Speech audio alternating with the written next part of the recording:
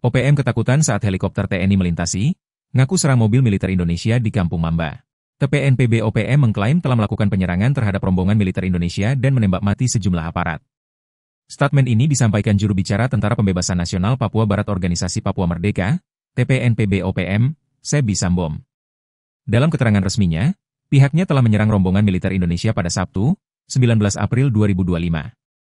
Dalam penyerangan itu, Sebi mengklaim telah jatuh korban dari pihak militer Indonesia. Dalam penyergapan tersebut kami berhasil melakukan penembakan terhadap 2 aparat militer Indonesia hingga tewas dan lainnya luka-luka, ujar dia melalui keterangan resminya, Ahad, 20 April 2025.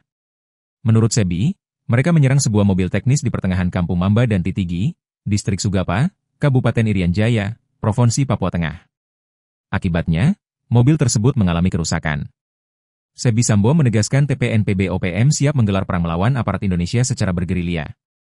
Senjata lawan senjata, kata dia. Ia pun meminta tidak ada serangan udara menggunakan helikopter militer atau drone yang dilengkapi dengan bom. Kesiapan itu merespon kedatangan tambahan pasukan militer ke Papua. Dalam keterangan Sebi sebelumnya mereka klaim pemerintah Indonesia mengirim 30 pasukan militer ke Papua. Mereka pun menyatakan kesiapannya untuk perang.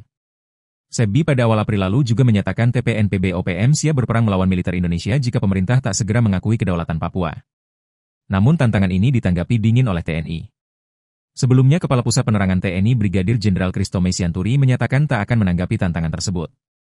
Dia menyatakan pengiriman pasukan militer ke Papua hanya akan dilakukan secara terencana dan proporsional. Sesuai kebutuhan tugas dan rotasi rutin sebagai pengamanan perbatasan, ujar dia, Selasa, 15 April 2025.